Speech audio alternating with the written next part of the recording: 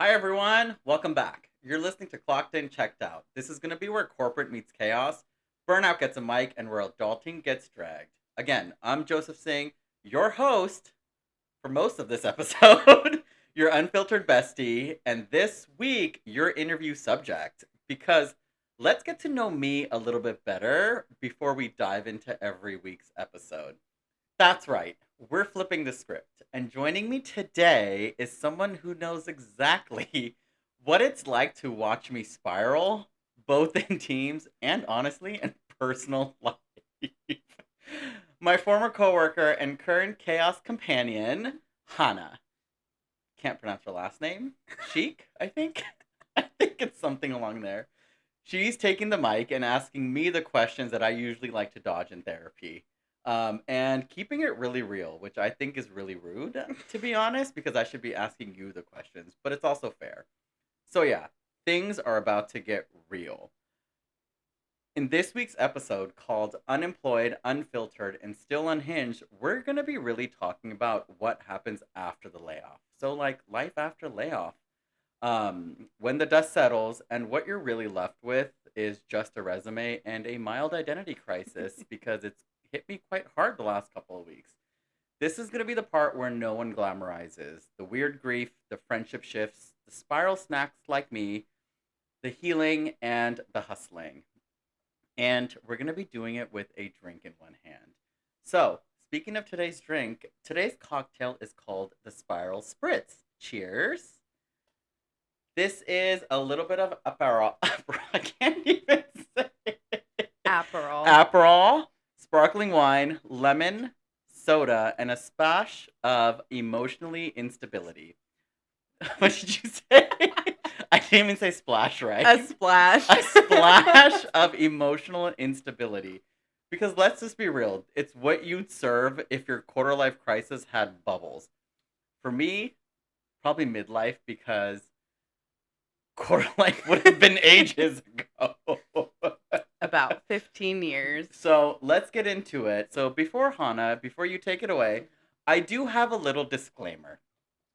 After last week's episode, I've got a lot of DMs and a lot of text messages asking if I was single again, even though I shot the episode with my wedding ring on. Where is it? It's right here. It's on. It's because of all like the innuendos I was mentioning. And spoiler, I'm not. Israel and I are still very much together. In fact, he was actually behind the screen as we were filming. Say hi, Israel. Hello. He's literally right here. So basically, I'm just unhinged on air, or maybe also in like real life, maybe, or this is just who I am. I think a little. Yeah. Of it all. Probably what got me in trouble quite a bit in life. Probably. Well, mostly. But let's get the party started. Are you ready, Hana? No. I but need yes. to like chug this whole thing down. Okay, how are you feeling? Are you ready for I'm this? a little nervous because I don't really know what you're gonna ask me and how I'm gonna respond to these questions. Should have had you sign an NDA before this. Never. I should have signed my own NDA. You don't have enough money to have a lawyer currently. Where's my lawyer? She's probably you halfway have a across lawyer. the world dating. You do have a lawyer. Oh, no. We love her. I'm getting in trouble. All right. Are you ready? Are you ready for it? Dun, dun, dun. Okay, I have my questions written on Okay. these cue cards, but I'm wondering what you have on your cue cards. My cue cards have affirmation that Noodle wrote. Because since you're interviewing me, mine says, "You're doing great, sweetie. Give the people what they want. You," which is me, not you, and you're a star. I think they want us both. but No, we'll I think see. you should be closer to your mic. Fine. Clearly, you've never shot a video before. I haven't. We're doing it. Okay. All right, let's do this. All right. Before we get into your layoff, I have a couple questions just about you. What? You ready? Yeah. Okay. What led you to your last job? How'd you get there? What led me to my last job and how did I get there? Well, I mean, I've been in beauty for a very long time. Mm-hmm. I've done skincare. I love skincare. I've done the whole makeup thing, when I was with another beauty brand within the same company. I've done fashion, which is in my background. And I feel like the only thing in beauty that I had not done was hair. But not only that, also because I lack hair. I know when we lived in New York, I had like a full blown mohawk and everything, but like little by little, my hair was like gone. So when I saw the opportunity to work with another beauty world, that did hair, I jumped on the opportunity because I wanted to learn more about it, understand what hair was and like how it works, because it is very different than like skincare, but also similar at the same time. But it's a different beast. I feel it's a different set of knowledge that you needed, and not only that, but it was also a product marketing position and education that I really wanted. I wanted to learn how to do pipeline, product, innovation, and I took that and then I ran with it. Yeah. Speaking of that, your job kind of like shifted over the time that you were there. Shifted? Shifted into many different lanes. Do you want to talk about that a little more? Yeah, I'm very grateful for the position that I had, to be honest. And I got to learn a lot. I think in most companies, you get hired to do something in one role, right? The beauty in this company, no pun intended, literally no pun intended, was I was able to be in my position, but also learn other aspects of it. And that's what really excited me about it. Yeah. I was able to learn a little bit of like sales, a little bit of PR, a little bit of like influencing, a little bit of social media, and that's that's one thing I really enjoyed about it. You got to do a little bit of everything. At times, was it overwhelming? Yeah, it was. Yeah, when we were launching anything. When we were launching anything, it was just, we all had a say in everything, and that's what I liked about it. And we all dipped our hands in everything, right? So you got to experience what other verticals were doing. Right? I think in most companies that they're so structured that you don't get that, I want to say beauty again, beauty of having it. So it did, my role did shift quite a bit. And I did enjoy the shifts that came with it. Yeah. What do you think was like your favorite part? My favorite part of everything. The creative aspect of it. And that's in terms of what I did in product marketing and education, being creative, being open, looking at trends, looking at like what's coming out. I've always believed in like, whatever brand I work for, I want to be like a trendsetter versus a trend follower. Yeah, and you pushed that a lot. We did. Initially we did, because we did work together on it. We pushed that envelope quite fucking hard, Yeah. We ran out of swipes on fucking Hinge. But we pushed that envelope really hard. And what was the question? What was your favorite part? I think the creative aspect, being able to like bring product and innovation. I think that's the exciting part. So when you're bringing something to like the beauty world, right? It's also something like that was exciting. Like you got to look at the newest and coolest ingredients, like the newest products, and like being like, oh, this product would be really cool. I think that's what made it really exciting. I was kind of hoping you would say your favorite part was working with your favorite ex-coworker, me. I mean, that was also fun too. But let's really talk about, since I'm not in my cue card, speaking of you, you should tell the audience on what you thought of me. This is not about me. Oh, but it is, if we're going to go there. We should really talk about what you thought of me when you first were exposed to who I was. So I met Joseph. So we met because we had a photo shoot planned, or the team had a photo shoot planned, and you had just joined. And literally like a month in. We had a very last minute switch up where product needed to get taken to, was it Texas? Where was it? Yes. Okay. And I flew there for like 2 hours. Yeah. And I graciously declined the offer to take the product myself. And Joseph volunteered.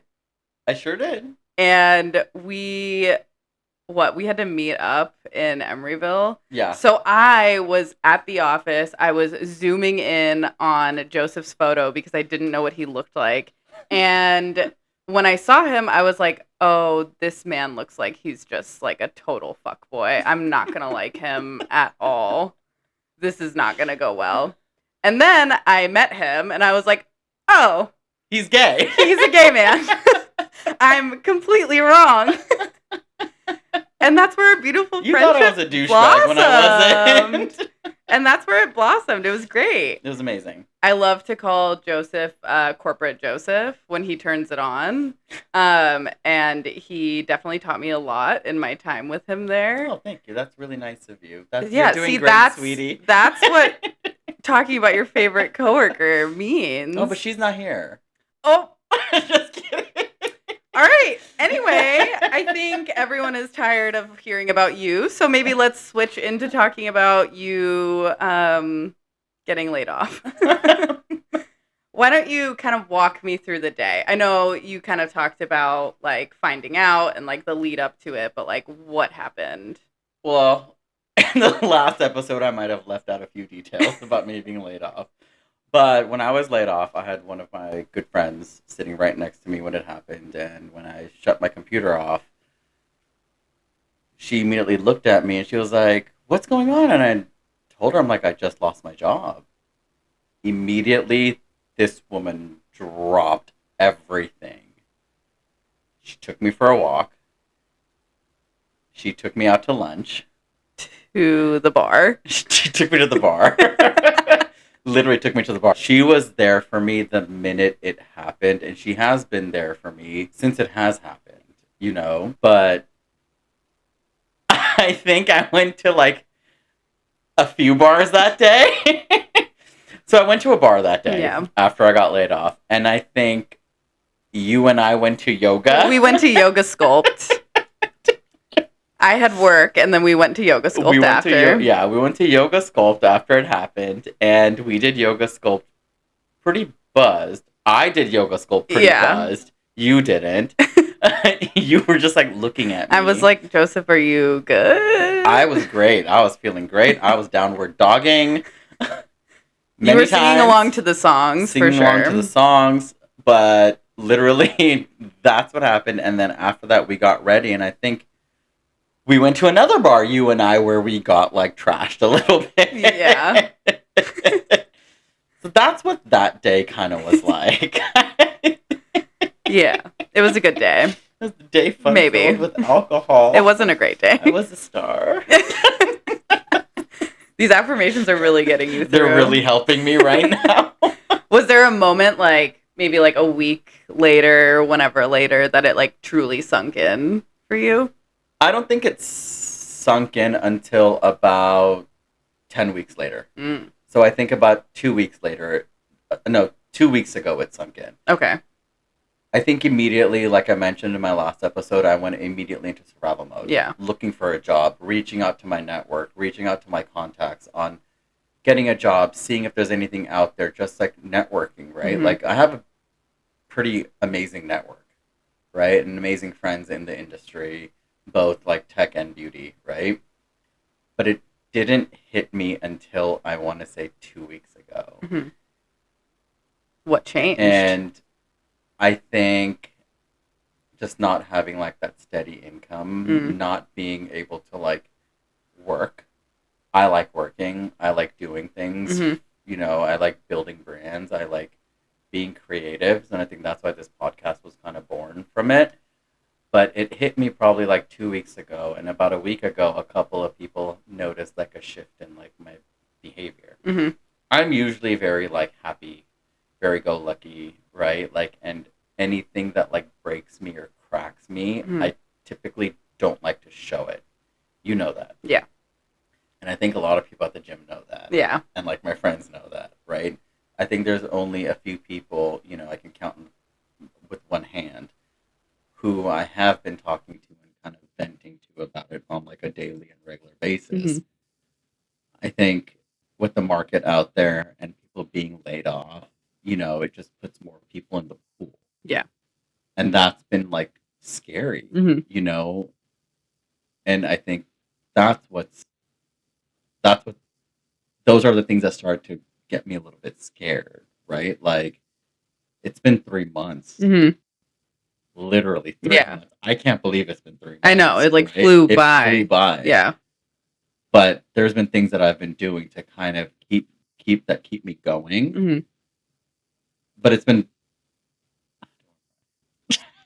You can cry. This is a safe space. I just think it's been hard. It's been difficult. Yeah. Right? I don't want to be that person that people are like, oh, Joseph's like bothering me for this. Joseph's bothering me for that. I don't like to rely on people. Yeah. You know that. Yeah. I'm an Aquarius. I will hold that couch myself if I need to take it out. No one has to help me, right? But I think when time comes, if you need help, ask for it. In the last couple of weeks, I've been really asking for help. Yeah. Because I don't know what's going to happen, right? You can't predict the future. You know, everyone out there is like, you have such an amazing background. You'll get a job. You don't know that. Yeah. Yeah. You don't know that. That's fair. Yeah. You kind of mentioned you have like a wide network, but we've talked about it. You haven't like posted on LinkedIn, or you didn't feel like comfortable posting about it on LinkedIn. Posting on LinkedIn for like a while, right? It was this week, wasn't it? Last week. Okay. Yeah. I was nervous to post on LinkedIn. Yeah. You can tell me I'm getting uncomfortable talking about it. I was a little nervous to post on LinkedIn because I didn't know what people were going to think. I think the thing is, you have this fear of kind of being vulnerable, especially on like LinkedIn, I think, right? Like they're like, don't say open to work. Yeah. Right? Because it doesn't look good, right? Don't say like you got laid off or you're like looking for a job, right? I think 3 months into it, I finally decided just to post it. Because I needed help. Yeah. And I need help, right? Like I'm actively looking for a job, actively seeking for a job. And to be honest, I realized there's nothing wrong with it. Yeah. You got laid off. Post about it. Let people know. Yeah. Hey, this happened to me. No bad intentions, but I need to see what else is out there. Like, help me, right? And it gained some amazing things, to be honest. It took a lot in me to post it because I was also embarrassed of what people were gonna think. I didn't want people to be like, oh, well, he got like laid off. Let's not hire him. I mean, there might be some people that do that, right? Sure. Spot and he posted about it, right? There's always going to be a hater. There's always going to be a hater. I feel like you're hating me right now because I didn't call you my favorite coworker. So I'm asking the hard thing question. But I don't think there's any shame in doing that Yeah. or saying like open to work or saying anything like that. Like I think it's fine. I feel like I should have posted sooner. Yeah. You know? I reached out to a lot of people after I got laid off. But I feel like posting it on LinkedIn, it's like listen, people put a lot of things out on social media. Yeah. They do, right? But at the same time, it's like people only put out the positive shit on social media. For sure. Right? Yeah. It's like you're putting out your favorite picture on like a fucking dating app. Look at me, look how cute I am. But you know deep down inside, you got issues. Yeah. Right? We all do. We all do. Right? I can see through the picture. I see you, bitch. Right? But at the same time, it's like 3 months in, it hit me. I'm out there looking actively. So I just said, fuck it. Yeah. Post it. Yeah. Do you feel like you were expecting somebody to reach out to you that like didn't reach out to you, or kind of vice versa, like throughout the whole process? You mean after my layoff? Yeah. Or like after I posted on LinkedIn? Just like after your layoff in general. Yeah. I think I was very surprised. Yeah. You know, I think a lot of people did reach out to me Mm-hmm. within like the first couple of days, right? Some people shocked me, actually. Yeah. The ones who like reached out, like actually surprised me. But I thought other people would reach out that didn't, Mm-hmm. you know, and that's okay. Like I have no ill will towards anyone. And that's okay. That's just them maybe, you know, seeing it from their perspective. Maybe they just don't know how to process it or anything. But there were some things I was like surprised by. Anything you'd want to share? Not yet. The tea's too hot. The tea is too hot. real. I'm sweating already. All right. You want a sip? Yeah, I was going to say. I need like a gallon of this shit. Okay, we can lighten it up a little bit. Lighten up with what? First. In like the spiral post like layoff, and you thinking about what like your next job would be, has there been like a job that came up for you that you were like, fuck it, I'll just do X? Like me, Like be on OnlyFans. Oh. Israel, are we gonna go on OnlyFans? He said no. But you're the one who said yeah initially. No, I'm not gonna go that extreme. I mean, but like something else. Like what? I don't know. Anything. No, I haven't thought about that. Oh, she only wants to stay in corporate. Not me catching you with a lighthearted question. Is there anything else I wanted to do beyond like corporate, basically? Yeah. I mean, I started this podcast. Yeah. Is that a safe answer? I guess. Yeah. Like fair. what? Like go on a dating app or something? No. To make money. You're not going to make money on a dating app. You're just going to lose money there, unfortunately. Unless it's a free subscription. Unless it's only feet. We can do only feet. Israel, we can do only feet. What do you think? He's ignoring you. I think that's a no. He's probably sleeping. He's really sleeping. Okay, switching gears a little bit. Mm-hmm. Everyone knows that you can be, obviously you're going through a rough time, but you can be a little bit dramatic on occasion. What is the most dramatic text message you've sent in like the last week? You can look at your phone. What's the most dramatic? I can't. My phone's up there. Okay. What's the most dramatic text message that I've sent in the last week? Yes. Dramatic. He thinks he's not dramatic, just so that everyone knows. Yeah, you're also very dramatic. Do you want me to read your text messages next time? No, it's okay. That's what I thought. What's the most dramatic text message that I've sent in the last week? I don't know. Probably because I wanted to talk to someone about some situations that happened. I don't know. Like, the most dramatic. He's not ready to share. I'm not ready. Maybe that's a whole episode. Maybe. The most dramatic text messages that you've ever sent. No, everyone. Because you've sent me some damn good dramatic. That's pretty true. That's probably true. Can you talk about like what's the most dramatic thing you've done in the last 3 months? Probably booked a last minute trip to Mexico within 12 hours and left with a couple of my friends. That was pretty dramatic. It was spontaneous. It was like a Tuesday. Yeah. It literally, I booked on a Tuesday and left on a Wednesday morning. She said goodbye. I said bye.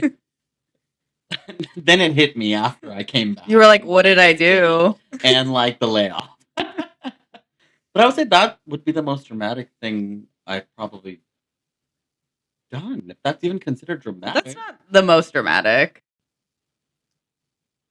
But I think that passes. That's a very dramatic for you thing to do. Unless because you're a bit of a planner. By myself and slamming my face into a pillow. Yeah, that might be a little dramatic. Yeah. All right, we're gonna switch gears. I think we're done. Keep looking up there. I think we're done with your layoff, right? Yeah, Do we want to talk about your layoff anymore? Put that to rest. I think we're kind of over it for this episode, at least. Okay.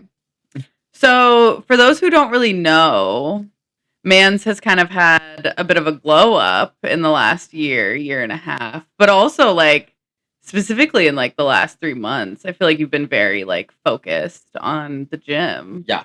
How are you kind of like keeping motivated? How am I keeping motivated? Yeah. I think one of my coping mechanisms is if there's like a shift in life or something, I just keep doing what I keep doing. Yeah. So the last 3 months I've continued to go to the gym normally. Yeah. You know, every morning I still go as if I had a job. 2 hours with your booty clenched. 2 hours with my booty clenched doing the squats, the sumo squats, the RDLs. I'm trying to get a bigger booty. That's not happening. It's a bit of a struggle bus. But I think I continue to just go to the gym, living my life normally as if I wasn't laid off. And then during the time that I would be working, I just sit there and look for jobs. Yeah. That's what I've been doing. And except for the last like week, where I've kind of just like where it hit me, Yeah. and I kind of sort of just have just kind of been like, ugh, Yeah. and I like don't want to go. Like yesterday, I didn't even go to the gym, which is very like Out of character. very out of character, and I've got a few text messages from some people. Well, you have your office. Yeah, and yeah, they call my office at the gym. The office is empty. It is. And apparently, when I'm not there, no one sits there. Everyone's like, he's definitely coming, and he's gonna kick me out if he's not. But yeah, I here. just continue to do what I do. Yeah. Like, go to the gym, look for jobs, living normally. Yeah. You've also like done a couple fitness competitions, which is kind of crazy. Yeah. Is that something you've like wanted to do before, or was it like a new thing? Yeah. I mean, like, after I joined this gym in the last like year and a half, which the gym you go to too. Yeah, I know. I'm talking like I don't go there, but I do. But I don't compete in I've fitness dropped like 30 competitions. pounds going there. I think this is the best shape I've been in my entire life. And a fitness competition came up in February, and I partnered with a great partner that I love. Angela, she's a great friend. That's probably one of the only names you'll hear me say. Yeah, literally. We love Angela. But like, did a fitness competition with her, and 18 other people in February in Las Vegas, which was fun. And then did another fitness competition, like 3 weeks ago? Yeah. With like a group of like 12 people. I've always wanted to do something like that.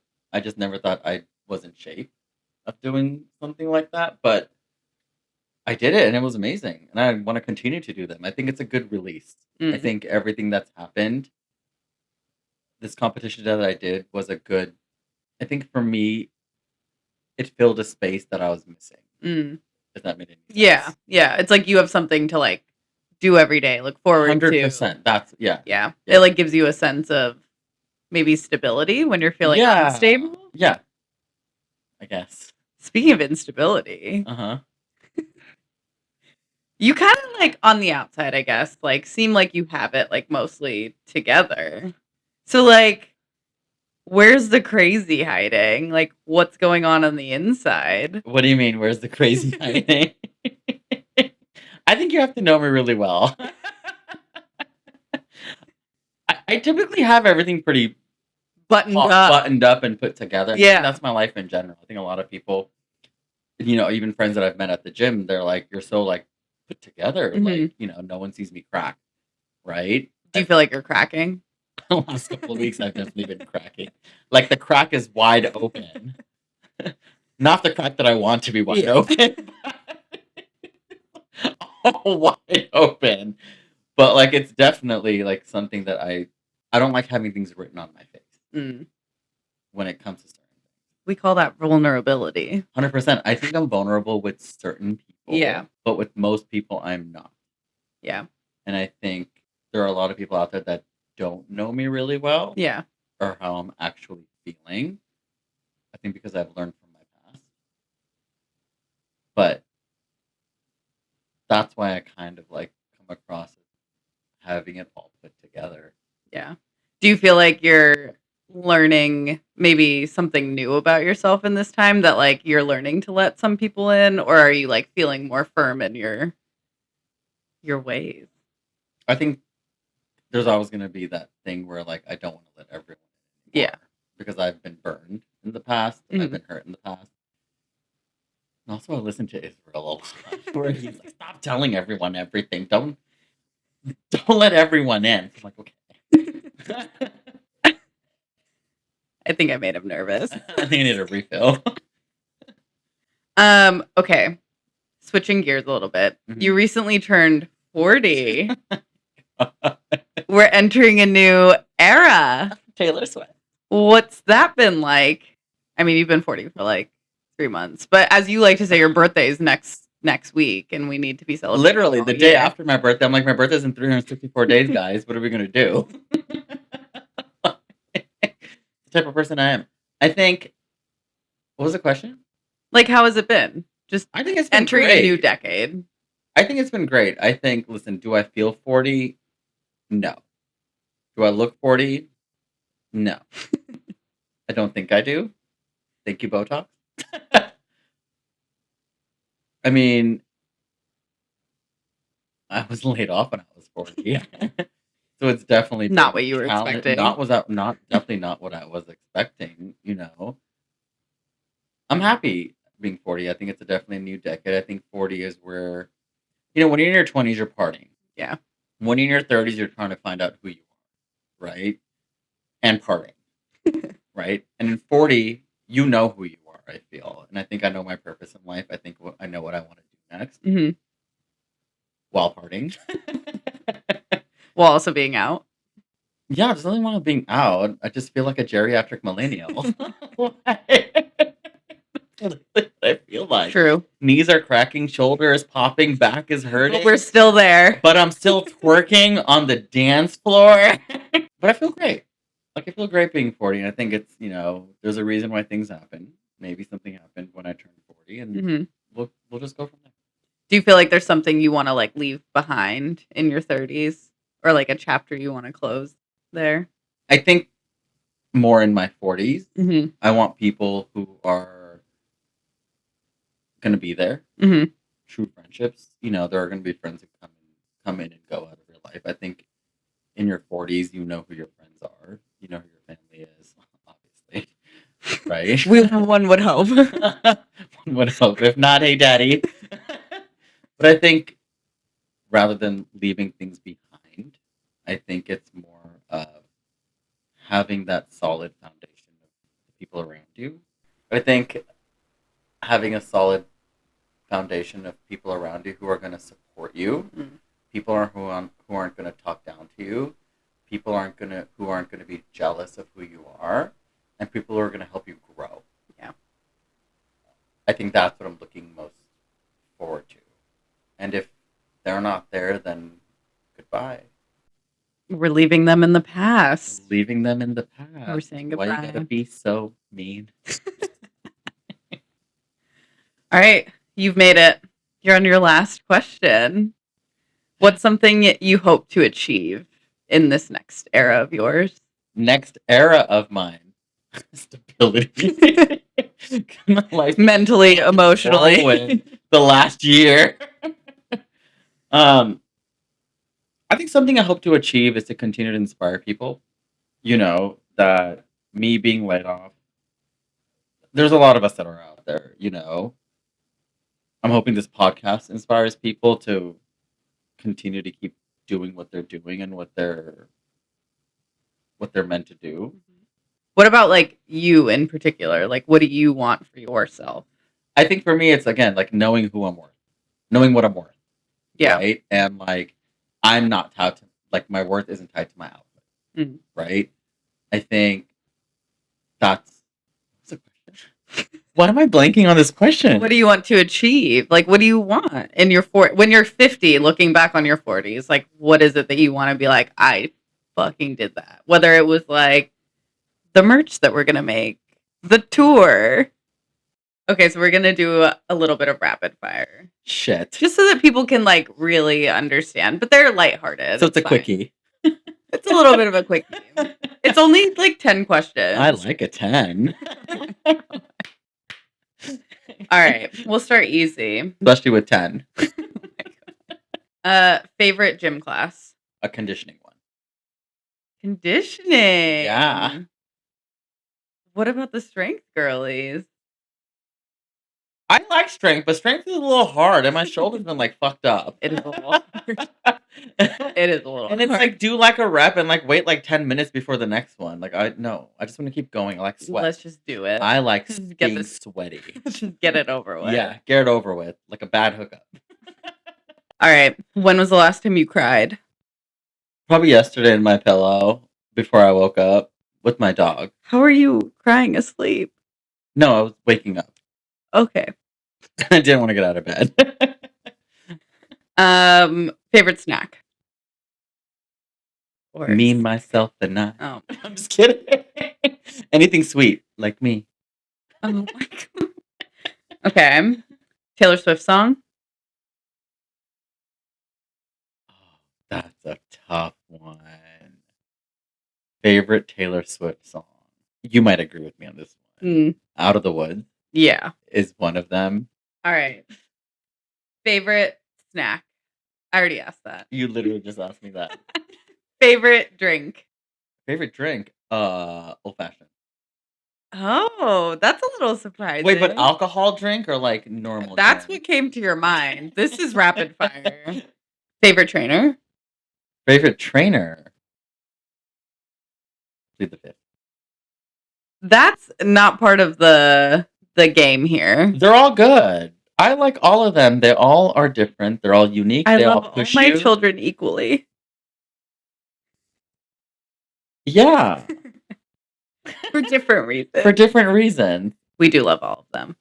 We do. Yeah, they're great. Yeah, I like all of them, and they've all pushed me in a way that I've wanted to be pushed. Yeah. I think they're all great. Fine. Yeah. Fair. Who's your favorite gay? My favorite gay. Yeah. Do you have a mirror? Obviously, it's me. Oh my god. You could have said Israel. Oh yeah, you're gay too. I forgot. Last question, most important. Favorite sex position? Missionary. Shocking. I don't want to look that way. What's Israel's face look like? Straight. As opposed to gay. As opposed to gay. I would say definitely say missionary because I don't know. Many others. Yeah.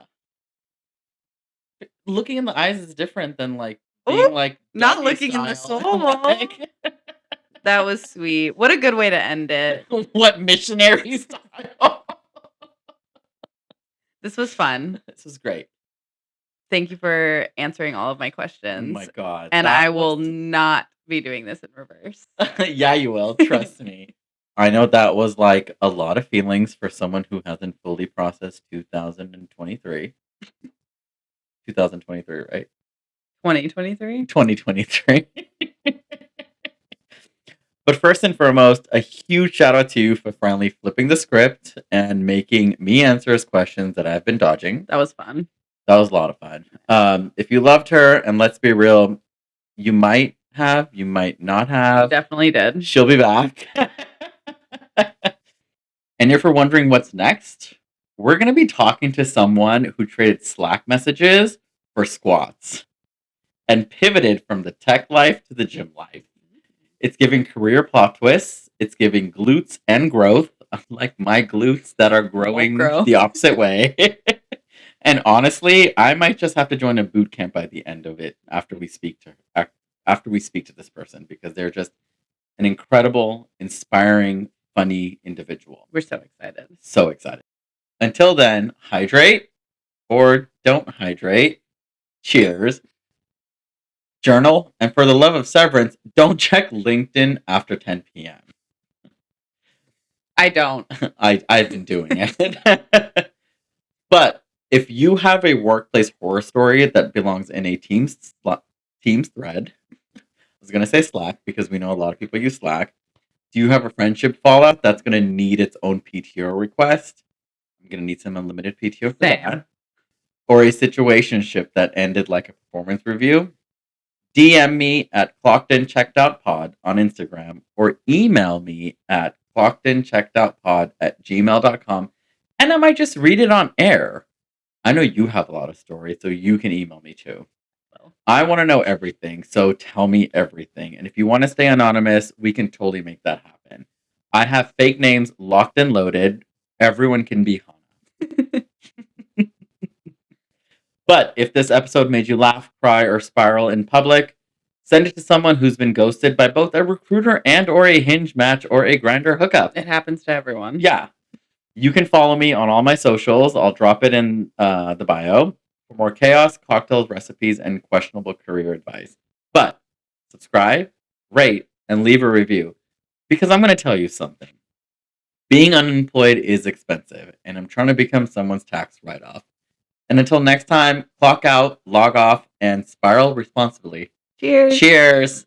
Don't drink and drive. Thanks for watching. Bye. Bye.